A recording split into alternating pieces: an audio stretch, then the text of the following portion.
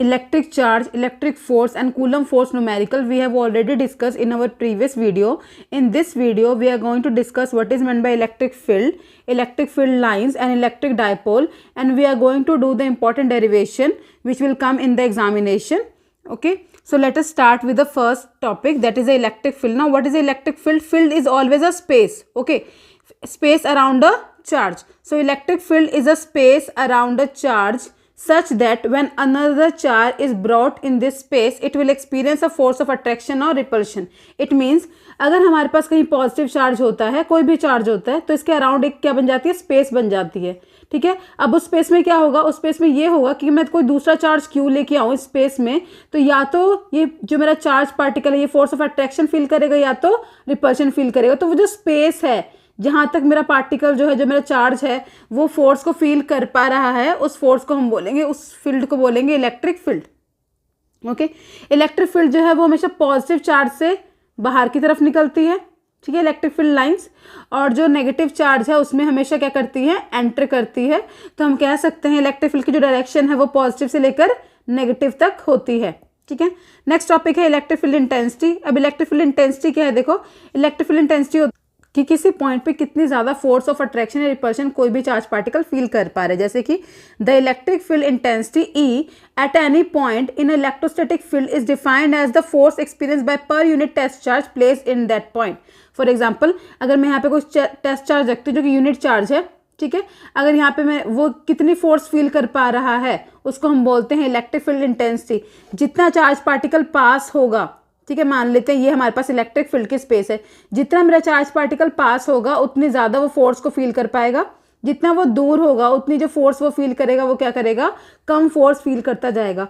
तो एक charge particle किसी भी पॉइंट पे कितनी इलेक्ट्रिक फोर्स को फील कर पा रहा है उसको कहते हैं हम electric field intensity. Okay, next हमारे पास दो तरह के चार्जेस होते हैं, टेस्ट चार्ज और सोर्स चार्ज. अब टेस्ट चार्ज क्या होता है, it is extremely small charge, बहुत स्मॉल चार्ज है ये, ठीक है, जो कि इलेक्ट्रिक फोर्स को एक्सपीरियंस करता है. जबकि सोर्स चार्ज जो है वो ज़्यादा चार्ज है, नाम से पता लगा सोर्स, यानी यही वो चार्ज है जिसकी वजह से फील्ड क्रिएट हो रही है. ठीक है, तो ये चार्ज ये क्या करता है, फील्ड को क्रिएट करता है. अब क्वेश्चन ये आता है कि हमेशा हम टेस्ट चार्ज को अप्रोचेस टू 1 ही क्यों लेते हैं या वेरी वेरी लेस देन 1 क्यों लेते हैं. वो इसलिए लेते हैं क्योंकि अगर हमारे पास कोई पॉजिटिव चार्ज है तो अपने आसपास क्या बना लेगा, एक स्पेस बना लेगा. ठीक है, अगर इसके पास में एक यूनिट चार्ज लेके आऊँ तो या तो फोर्स ऑफ अट्रैक्शन फील करेगा या तो रिपल्शन फील करेगा. पर वहीं अगर ये अमाउंट ऑफ ये जो चार्ज है वो भी बहुत ज़्यादा हो जाता तो इसकी फील्ड भी इतनी बड़ी क्रिएट हो जाती. अगर इसका चार्ज भी क्या होता, ज़्यादा होता, तो अपने सराउंडिंग में भी इतनी बड़ी स्पेस को क्या कर लेता, क्रिएट कर लेता. तो जो फील्ड हमें स्टडी करनी है, मान लो हमें इस चार्ज का नेचर स्टडी करना है, इसकी फोर्स स्टडी करनी है, तो इसकी फोर्स क्या करेगी, इसमें क्या करने लग जाएगी, इंटरप्ट करने लग जाएगी. इसलिए हम हमेशा प्रेफर करते हैं कि जो चार्ज हम पास लेके आ रहे हैं, ठीक है, जो भी हम चार्ज पास लेके आ रहे हैं वो हमेशा क्या है, यूनिट है, 1 चार्ज है. यानी जो भी हम इलेक्ट्रिक फील्ड स्टडी करेंगे वो हमेशा इस चार्ज से क्या होगी, क्रिएट होगी. इसलिए हम कहते हैं कि हमेशा जो है टेस्ट चार्ज जो है वो लेस देन 1 होता है या अप्रोच करता है 0 को. Both are correct. Okay, next है electric field is a vector quantity, it depends upon the direction. और इलेक्ट्रिक फील्ड की डायरेक्शन कहाँ से कहाँ होती है, पॉजिटिव से नेगेटिव तक, हमेशा याद रखेंगे हम. Is from plus q to minus q. ऐसा यूनिट क्या है इसकी, वो है न्यूटन पर कूलम. ठीक है, डायमेंशन फॉर्मूला होता है MLT-3A-1. अगर हम ग्राफ बनाएं तो देखो जितना हमारे पास point electric field due to point charge जो वो होती है Q/4πε0r². अगर आप सोचे आती कहाँ से, तो ये वहीं से आती है क्योंकि कूलम लॉ से हमें पता है जो फोर्स है that is equal to K/Q1/Q2/r². Right, अगर मुझे इलेक्ट्रिक फील्ड लिखनी है तो इलेक्ट्रिक फील्ड मेरी होती है F/Q. तो मैं अगर एक Q से डिवाइड कर दूं तो मुझे क्या मिल जाएगा, KQ/r². यानी मैं कह सकती हूँ जो मेरी इलेक्ट्रिक फील्ड है वो किसके बराबर होती है, Q/4πε0r² के बराबर होती है. यानी इनवर्सली प्रोपोर्शनल है डिस्टेंस के स्क्वायर के. तो ग्राफ अगर हम प्लॉट करें E के बीच में और R के बीच में तो ग्राफ कैसा आता है हमारा, डिक्रीजिंग ग्राफ आता है. ठीक है, जो कि कुछ ऐसा होगा. लेकिन वही अगर मैं ग्राफ प्लॉट करूँ E के बीच में और 1/r² के बीच में, तो E जो है वो डायरेक्टली प्रोपोर्शनल है 1/r² के. तो ग्राफ क्या आ जाएगा, यहाँ पे स्ट्रेट लाइन आ जाएगा. ठीक है, इस टॉपिक पे न्यूमेरिकल है हमारे पास 2 इक्वल चार्जेस. ठीक है, 2 इक्वल चार्जेस है हमारे पास. तो वैल्यू लिख सकते हैं, Q कितनी है, 2 × 10⁻⁻16 कूलम का चार्ज है हमारे पास. Are kept 20 centimetre apart. तो डिस्टेंस कितना है, 20 centimetre, which can be written as 20/100 100, that is a 0.2 meter. At a point midway, okay, between them, find the electric field intensity and the force acting on the charge. ठीक है, we have to find the electric field intensity and the force on the charge placed at the midpoint. ठीक है, अब question हमें given क्या है कि हमारे पास एक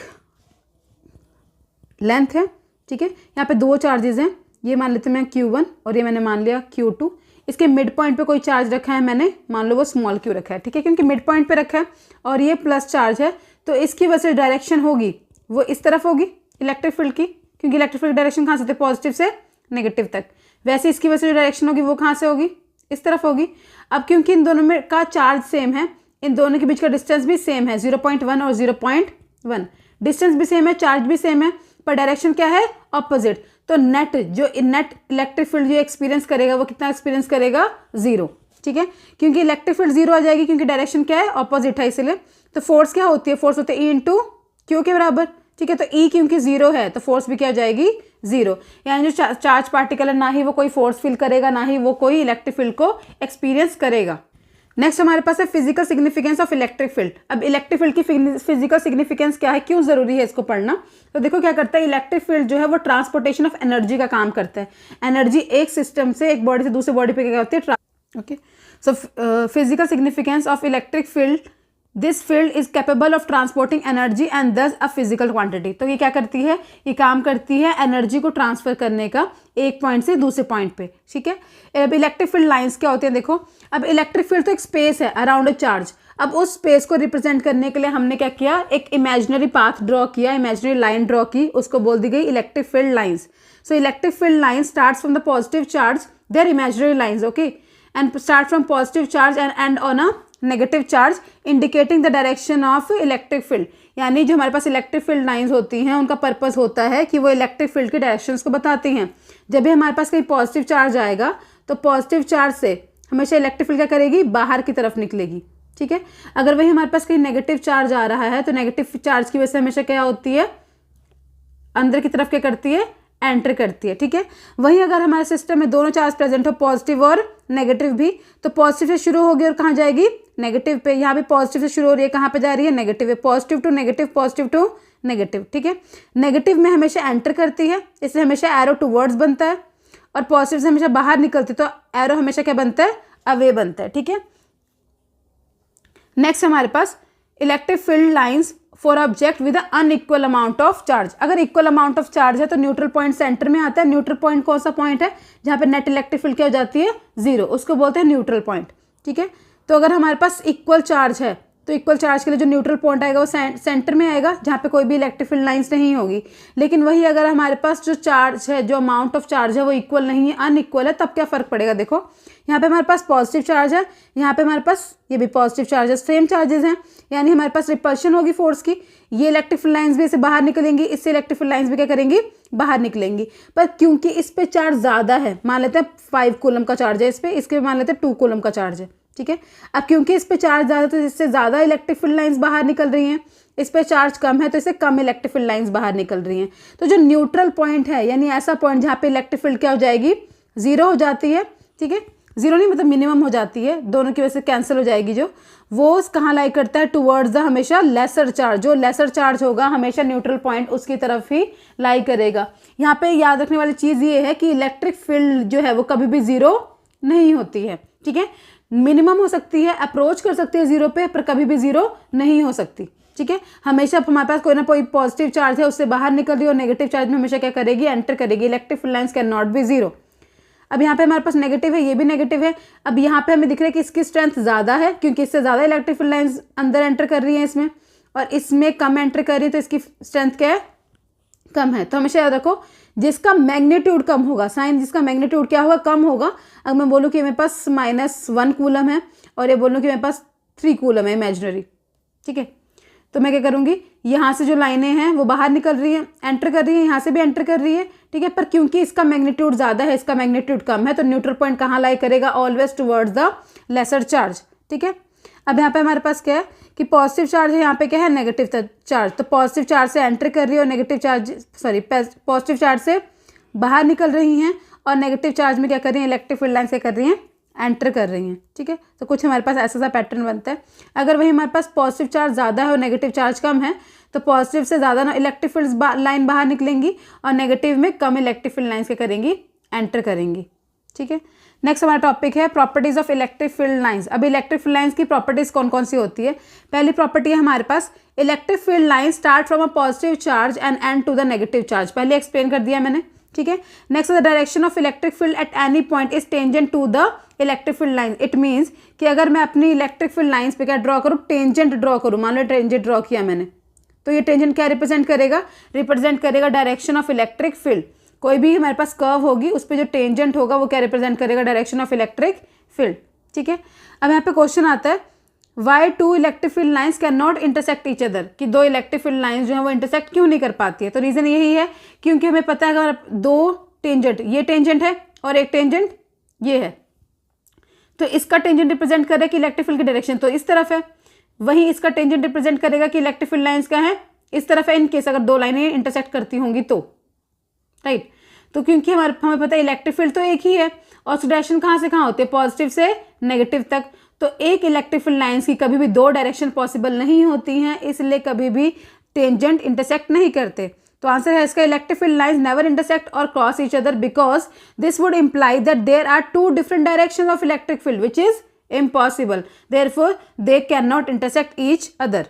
Okay, next is the number of electric field lines is proportional to the magnitude of the charge. It means more will be the charge, more will be the electric field lines. In uniform electric field the field lines are straight, parallel and uniformly spread. ठीक है, space भी क्या होती है, same होती है। Next है electric field lines enter और exit a surface, a charge surface in a normal. तो ऑलवेज जो एंटर करते हैं वो परपेंडिकुलर एंटर करते हैं, एग्जिट भी करते हैं परपेंडिकुलर ही एग्जिट करती हैं। Electric field lines are imaginary lines used to visualise the electric field and not a physical quantity. ठीक है, तो ये इलेक्ट्रिक फील्ड लाइंस वो फिजिकल क्वांटिटी नहीं है, जैसे इमेजिनरी लाइंस हैं जो हमने बनाई हैं, ड्रॉ की हैं, ताकि हम इलेक्ट्रिक फील्ड के स्पेस को रिप्रेजेंट कर सकें। The electric field due to multiple charge is a vector sum of all the charge. If I am having so many charges and different charges will have a different electric field, then to find the total electric field, I have to sum up all the electric fields. The strength of electric field is greater where the field lines are closer and weaker where the field lines are apart. पता ही है हमें, ठीक है। Next हमारा concept है electric dipole का। अब electric dipole क्या होता है, आपने +1 में पढ़ा होगा, two opposite charges separated by a particular distance is called electric dipole. For example अगर मैं यहाँ पे देखूँ, ये मान लो H2 का मॉलिक्यूल है, अगर H2 का मॉलिक्यूल है, मान लिया HCl का मॉलिक्यूल है, तो H2 में क्या होता है, पॉजिटिव और नेगेटिव चार्ज है वो कोइंसाइड करते हैं, क्योंकि चार्ज कोइंसाइड कर रहे हैं, सेपरेटेड नहीं है, तो इस केस में डायपोल मोमेंट क्या हो जाता है, जीरो, डायपोल जीरो हो जाएगा इसका। अब यहाँ पे पॉजिटिव नेगेटिव चार्ज है, यहाँ पे पॉजिटिव चार्ज है, इनके बीच में क्या है, कोई डिस्टेंस है, तो इसका कोई इलेक्ट्रिक डायपोल मोमेंट होगा। ठीक है, अगर हमारे पास यहाँ पे नेगेटिव, यहाँ पे पॉजिटिव चार्ज है, इनके बीच में डिस्टेंस है, मान लेते डिस्टेंस 2a है, वैसे 2a ही होता है, तो इसको हम बोलते हैं इलेक्ट्रिक डायपोल।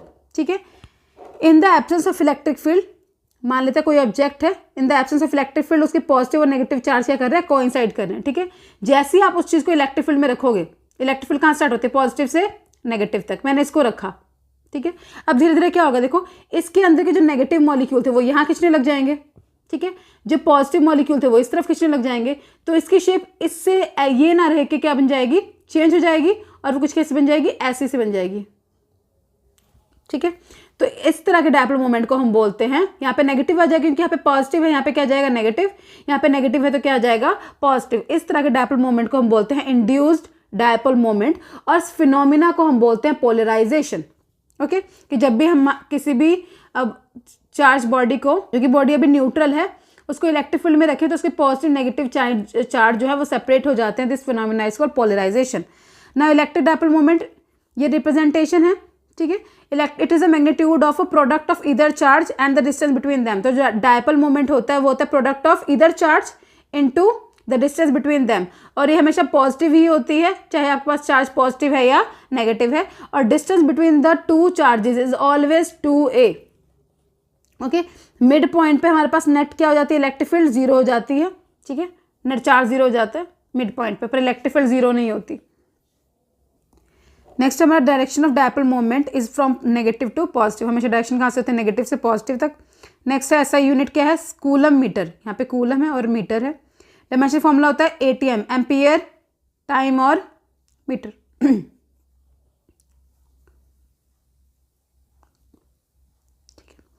क्योंकि चार्ज की होती है एम्पीयर मीटर, इसलिए। 2 charges 6 microcoulomb -6 microcoulomb are place 1 mm apart, calculate the dipole moment. तो हमें चार्ज कितना दे रखा है यहाँ पे 6 माइक्रोकूलम, यानी 6 × 10⁻⁻6 माइक्रो, सो -6 सॉरी -6 कूलम। और डिस्टेंस कितना दे रखा है हमें, डिस्टेंस कितना होता है 2a होता है, कितना है 1 mm, ठीक है। a नहीं है, ये क्या है 2a है, हमेशा याद रखना। 1 mm को हम लिख सकते हैं 1 × 10⁻³ मीटर। फॉर्मूला क्या होता है हमारे पास p का, q × 2a, याद रखेंगे हमारे पास q की वैल्यू कितनी है 6 × 10⁻⁻6 और 2a की वैल्यू कितनी है 1 × 10⁻3। 6 1 ज़ा 6 और -6 -3 कितना जगह -9। नेक्स्ट हमारे पास है what is the physical significance of dipole. आपकी ज़रूरत क्या पड़ी हमें डायपोल पढ़ने की, ठीक है, क्या इसकी फिजिकल सिग्निफिकेंस है। तो हमारे पास देखो मॉलिक्यूल्स मैंने पहले भी एक्सप्लेन किया, molecules such as H2O2 etc. are neutral because their positive and negative charge coincide, but when they are placed in electric field the separation of positive and negative charge take place. This kind of dipole moment is called induced dipole moment, okay, and this kind of molecules are called non-polar molecules. In polar molecules हमारे पास कौन से होते हैं, polar molecules वो molecules होंगे जहाँ पे positive और नेगेटिव चार्ज ऑलरेडी क्या हो रखे हैं, इन अपार्ट हो रखे हैं, ठीक है, यहाँ पे नेगेटिव यहाँ पे पॉजिटिव चार्ज हो गया।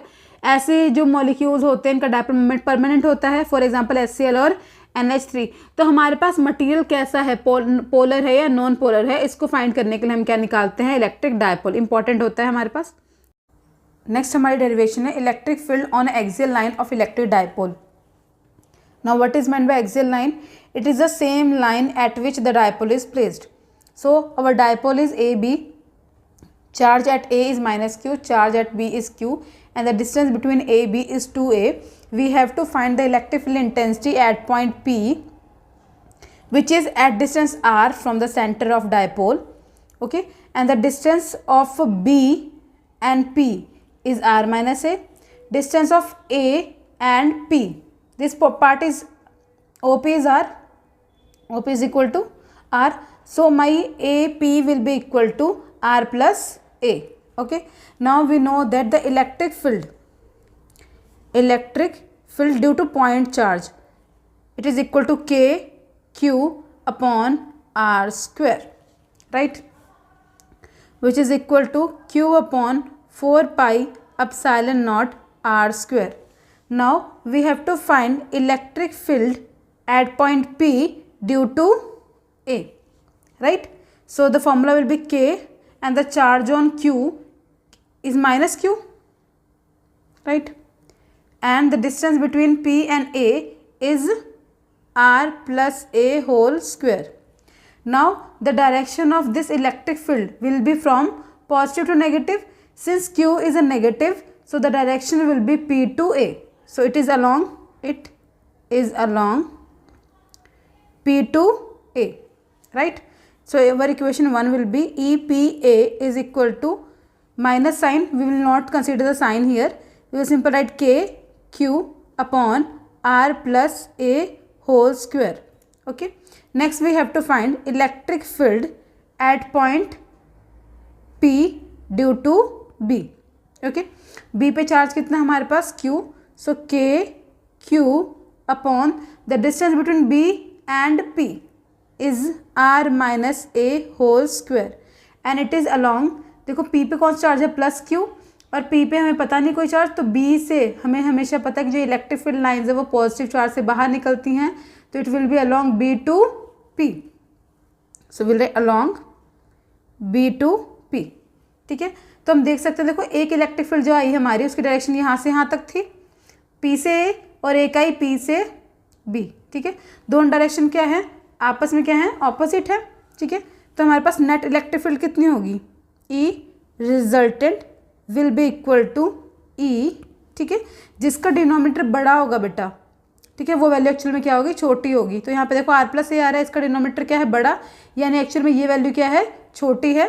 तो हम क्या करेंगे, EPB माइनस EPA, ठीक है।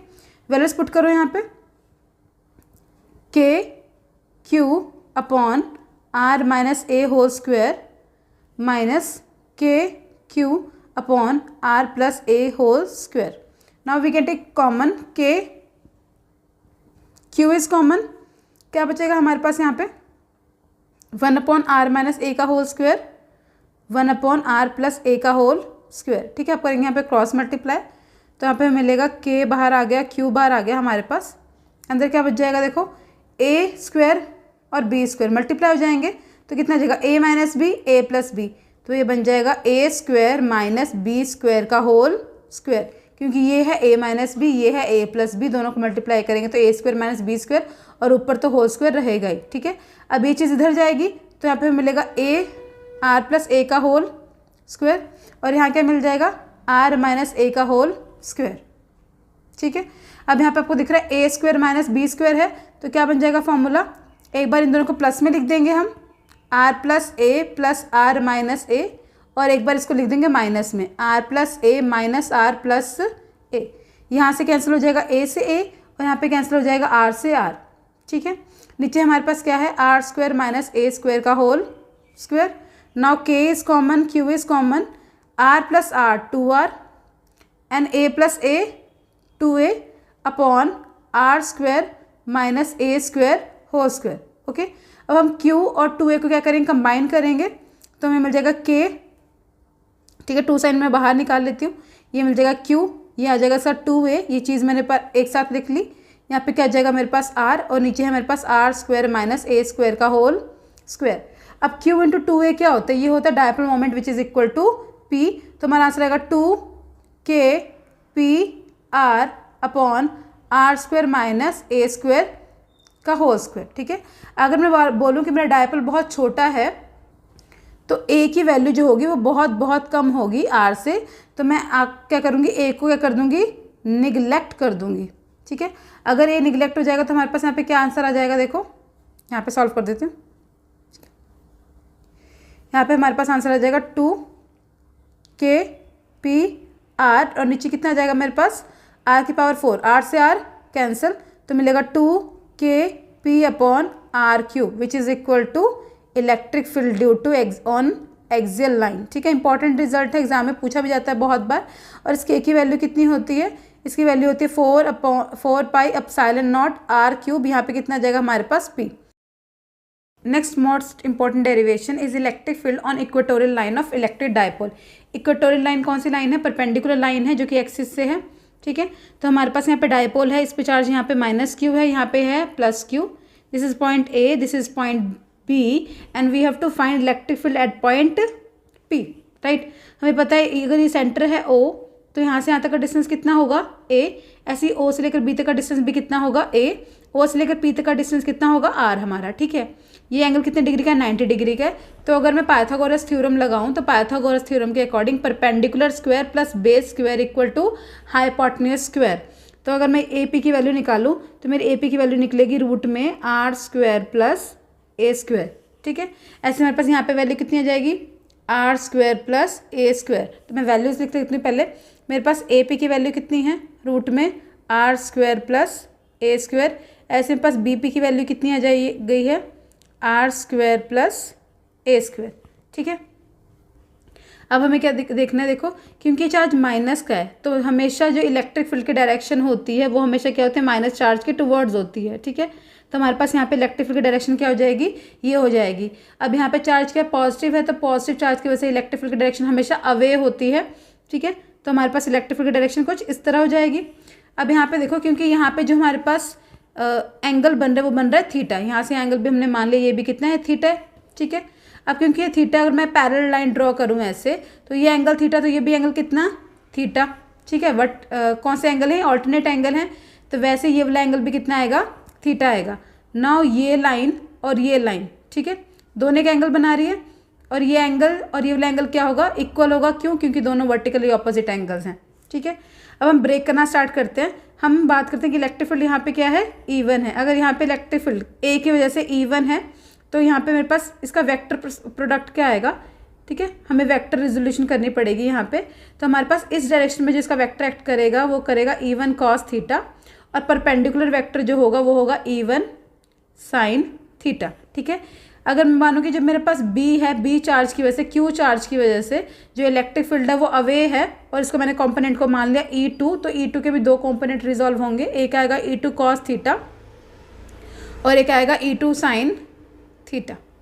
ठीक है, तो हम E1 E2 की वैल्यूज देखते हैं पहले। तो E1 क्या आएगा, देखो E1 का फॉर्म आएगी value K Q upon AP का स्क्वायर, राइट। और AP की वैल्यू कितनी है, AP की वैल्यू है हमारे पास, AP की वैल्यू हमारे पास r square plus a square का की हाफ है, रूट में है, तो यहाँ पे कितना जाएगा स्क्वायर, स्क्वायर से रूट क्या हो जाएगा, कैंसिल हो जाएगा, तो हमें वैल्यू मिलेगी KQ upon r square plus a square. ठीक है, अगर मैं E2 की वैल्यू निकालूँ तो वो भी कितनी होगी, K चार्ज कितना है, Q डिस्टेंस कितना है, B P का स्क्वायर। ठीक है, तो BP का डिस्टेंस भी सेम ही था, कितना था हमारे पास, रूट में r square plus a square, यहाँ से हम देख सकते हैं, इसका करेंगे होल स्क्वायर तो रूट क्या हो जाएगा, कैंसिल, तो कितनी वैल्यू हो जाएगी, KQ r square plus a square. ठीक है, तो हम यहाँ से देख सकते हैं कि जितनी वैल्यू मेरे पास E1 की है उतनी ही वैल्यू E2 की है, और इस दोनों के वैल्यू को मान लेती हूँ E, और E की मेरी वैल्यू कितनी है, KQ upon r square plus a square. ठीक है, अब हमें क्या चीज़ देखनी है, देखो क्योंकि वैल्यूज़ तो सेम है। ठीक है, ठीक है, तो अगर आप डायग्राम में देखें कि E1 और E2 की वैल्यू तो सेम है, पर E1 साइन थीटा ऊपर डायरेक्शन में, E2 sine theta downward direction में, तो दोनों एक दूसरे क्या कर देंगे, कैंसिल कर देंगे। हमारे पास सिर्फ E कॉस थीटा की वैल्यू है, वो एक डायरेक्शन में है। ठीक है, तो हमारे पास जो नेट रिजल्टेंट मिलेगा वो सिर्फ और सिर्फ किसकी वजह से मिलेगा, E कॉस थीटा की वजह से मिलेगा। ठीक है, तो यहाँ पे हम क्या करेंगे, हम लिखेंगे E1 sine theta and E2 sine, okay, so E1 sin theta and E2 sin theta cancel out each other as they are diagrammatically opposite. We can see E1 sin theta is downward and E2 sin theta is upward, so they cancel out each other. Since E1 cos theta and E2 cos theta are acting in same direction, so the resultant electric field will be equal to ER is equal to E1 cos theta plus E2 cos theta. Since we know that the value of E1 and E2 is same, so we can write E cos theta plus E cos theta, which is equal to 2E cos theta. ठीक है, now what is the value of cos theta, cos theta is equal to base upon hypotenuse, and we can see from the triangle if theta is here then base will be a and hypotenuse will be under root r square plus a square, so this is equal to a upon root r square plus a square, so our resultant will be equal to 2, and the value of k we have here, k q upon r square plus a square, and the value of cos theta is a upon root r square plus a square. Okay, so what I will do, I will take out my k here and 2 q and a, so I will write k 2a and I have r square plus a square की power 3/2, इसकी power कितनी है 1, इसकी power कितनी है half, तो add करेंगे तो कितना आ जाएगा 3/2, q इंटू 2a क्या होता है, p होता है, तो मिल जाएगा K P upon r square plus a square की पावर 3/2। ठीक है, अगर यहाँ पे हम बोले के की वैल्यू कितनी है, के की वैल्यू थी 1/4 pi epsilon naught p upon r square plus a square की पावर 3/2। ओके ओके, सो हमारे पास क्या आ जाएगी value 1/4 pi epsilon naught p r square plus a square की power 3/2। If r is very very greater than a, then I can write E is equal to p upon 4 pi epsilon not r cube, और हमारे पास यहाँ पे ई Excel जो हमने ऊपर solve किया था, ठीक है, वो हमारे पास कितना था 2p upon 4 pi epsilon not r cube, और हमारा ई इक्वेटोरियल जो आया है वो कितना है p अपॉन 4 pi epsilon not r cube. तो we can say that E axial line पे जो इलेक्ट्रिक फील्ड है वो हमेशा इक्वेटोरियल लाइन की क्या होती है, ट्वाइस होती है और डबल होती है। नेक्स्ट हमारी इंपॉर्टेंट डेरिवेशन है, एग्जाम में बहुत बार पूछी गई है, force experience by the dipole place in a uniform electric field. ठीक है, तो हम डायपोल को अगर इलेक्ट्रिक फील्ड में रखेंगे तो वो किस तरह की फोर्स को फील करेगा, कितनी फोर्स को फील करेगा, वो हमें यहाँ पे निकालनी है। तो देखो जब भी हम डायपोल को इलेक्ट्रिक फील्ड में रखेंगे तो वो क्या करेगा, रोटेशन स्टार्ट करेगा। ठीक है, रोटेट करना स्टार्ट करेगा तो उस पर जो लगेगी वो लगेगी फोर्स, जो कि होगी टॉर्क। तो हम यहाँ पे क्या लिखेंगे, सपोज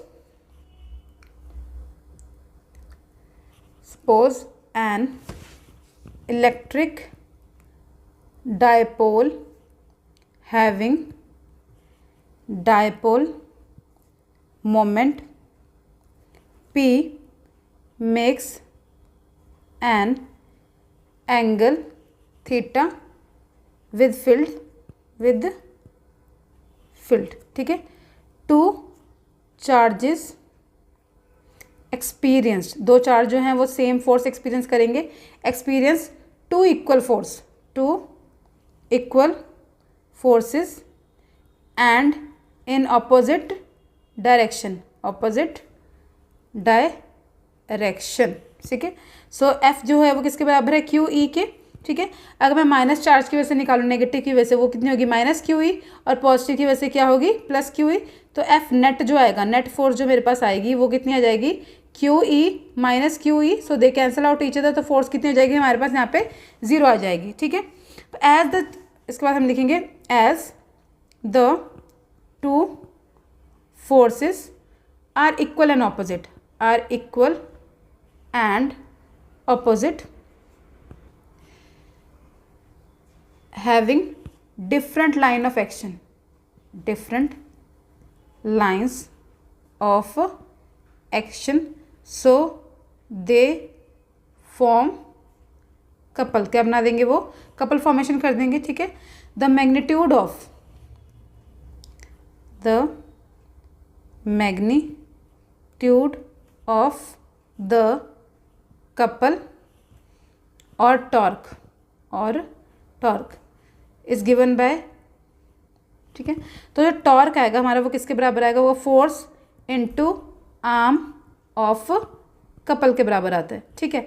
अब फोर्स कितनी हमें पता है, क्यू ई है, आर्म ऑफ कपल कितना आएगा, देखो ये होता है हमारा आर्म ऑफ कपल, ठीक है, ये चीज़ है। अब ये चीज़ कैसे आई है, ये एंगल मेरा थीटा, ठीक है, ये मेरे पास परपेंडिकुलर, ये मुझे चाहिए, और ये मेरा क्या है हाइपोटेन्यूज। तो जो हाइपोटेन्यूज है मेरा वो एक्चुअली क्या है, ये मेरा डायपोल है, तो इसके बीच का डिस्टेंस कितना है 2a, और ये मेरा क्या है परपेंडिकुलर, ये मुझे निकालना है। तो मेरे पास फॉर्मूला क्या आएगा, मैं साइन थीटा निकाल लूँ तो I can write if this my point A, so I can write A C upon 2a, right, perpendicular upon hypotenuse. तो मेरे पास जो आर्म ऑफ कपल यानी ए सी की वैल्यू आएगी वो आएगी 2a साइन थीटा, तो वही वैल्यू मैं यहाँ पुट कर दूंगी, तो हो जाएगा A C 2a sine theta, so I can write 2a sine theta, okay. So यहाँ पे आप q और 2a को कंबाइन कर लो, q 2a मैंने एक साथ रख लिया, अब मेरे पास आ गया e, यहाँ आ गया साइन थीटा, तो q इंटू 2a किसके बराबर होता है, p के, तो p e साइन थीटा आ जाएगी मेरे पास टॉर्क की वैल्यू, ठीक है। और I can write tau is equal to p vector cross e vector, ठीक है। ये है force experience by the torque place in electric field, बहुत इंपॉर्टेंट डेरिवेशन है, एग्जाम में बहुत बार पूछी जाती है, ठीक है, ठीक है। अब इस टॉर्क का काम क्या है, इसका टॉर्क का काम है कि ये क्या करती है, अलाइन करती है, align dipole in the direction of electric field, यही इसका काम है, ठीक है, अलाइनमेंट का काम करती है। अगर हमारे पास एंगल थीटा क्या बन गया है 0, यानी मेरे पास डायपोल और इलेक्ट्रिक फील्ड दोनों सेम ही डायरेक्शन में है, तो कोई भी फोर्स वो फील नहीं करेगा हमारे पास जो डायपोल है, तो उसकी टॉर्क क्या हो जाएगा 0। अगर थीटा की वैल्यू कितनी है π/2, यानी हमारे पास इलेक्ट्रिक फील्ड की डायरेक्शन ये है और टॉर्क जो हमारे पास डायपोल है उसकी डायरेक्शन ये है, परपेंडिकुलर है, तो उस टाइम पे वो मैक्सिमम फोर्स को फील करेगा, मैक्सिमम टॉर्क क्या हो जाएगी मैक्सिमम, और वो किसके बराबर होगी पी ई के, ठीक है। तो इसके बाद हमारे पास लास्ट डेरिवेशन है, that is work done in rotating electric dipole place in uniform electric field. तो जब भी हम वर्क डन कितना होगा, जब भी मैं किसी इलेक्ट्रिक डायपोल को इलेक्ट्रिक फील्ड में प्लेस करूंगी, बहुत ईजी डेरिवेशन है ये, ठीक है। स्टार्ट कैसे करेंगे, स्टार्ट करेंगे हम लिखेंगे when a dipole of dipole moment, एक ऐसा डायपोल जिसका डायपोल मोमेंट कितना है, डायपोल मोमेंट कितना है उसका p, dipole moment p is placed, p vector लिखेंगे sorry, is placed in a uniform electric field, ठीक है, एट एंगल थीटा। तो हमें पता है टॉर्क कितना होता है, टॉर्क होता है P E sine theta, P E sine theta, ठीक है। तो हम लिखेंगे next small amount of work done, small amount of work done किसमें, इन रोटेटिंग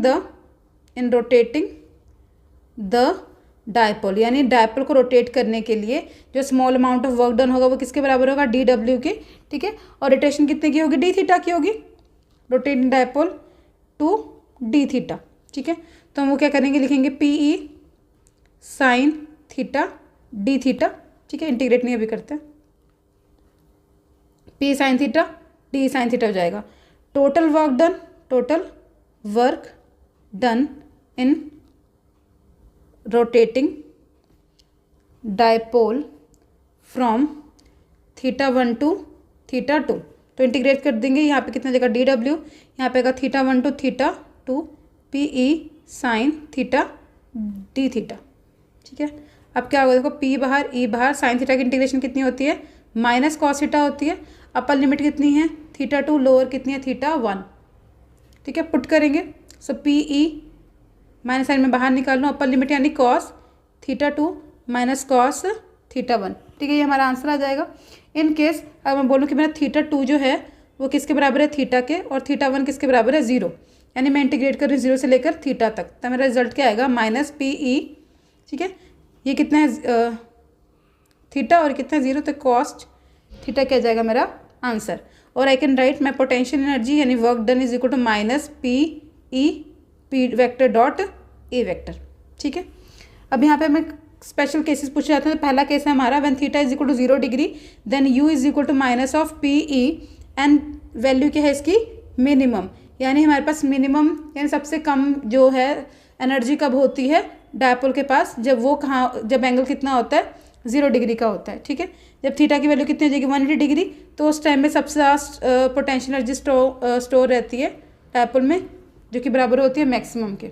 ठीक है, तो थीटा इक्वल टू 0 पे हमारे पास क्या होता है स्टेबल इक्विलिब्रियम होता है, स्टेबल इक्विलिब्रियम होता है। ठीक है, और थीटा इज इक्वल टू 180 पे हमारे पास क्या होता है अनस्टेबल इक्विलिब्रियम होता है, अनस्टेबल इक्विलिब्रियम, क्योंकि एनर्जी बहुत ज़्यादा है। याद रखो, जितनी एनर्जी ज़्यादा होगी उतनी स्टेबिलिटी डिक्रीज होगी, जितनी एनर्जी कम होगी उतनी स्टेबिलिटी ज़्यादा होगी। और थीटा इक्वल टू 0 डिग्री पे हमारे पास क्या जाएगा न्यूट्रल, नॉट एन इक्विलिब्रियम। ठीक है, वो इक्विलिब्रियम में नहीं है हमारे पास।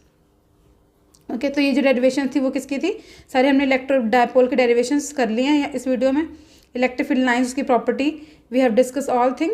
ठीक है, in our next video we are going to discuss about electric flux, Gauss law in electrostatics and their numerical.